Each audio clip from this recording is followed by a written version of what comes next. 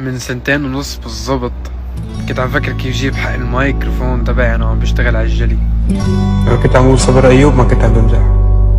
ايوه الحياة مليانة كره ومحيط سيء. انا الحمالات عوضني، انا الله عوضني فيهم، الله قال لي خذ هي حمالات. وحياة الميم انتو احلى شي صار بحياتي. الناس فايتة عم تكتب نحن معك ونحن بنحبك ونحن عم ندعمك ونحن حندعمك.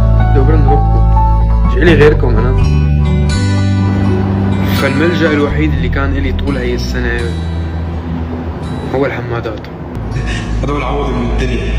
شو سر العلاقة القوية والمحبة اللي بيني وبين الفانز؟ هو لأنه أنا قريب منهم. وين يا حمادات القلب؟ كل ما احس بالضعف بفوت على الانستغرام بلاقي في ناس بتحب حب غير مشروط. أنا قريب من الناس اللي بحبوني وشفاف ما ولا بعد الحدود. هذا مو بس نجاحي، هذا نجاحنا كلياتنا، هذا نجاحكم كلكم وكل حدا سوري.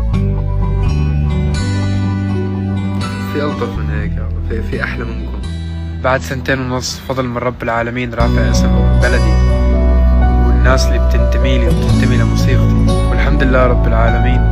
الاجتهاد والتعب اللي عم بتعبه على حالي ما عم بروح على الفاضي.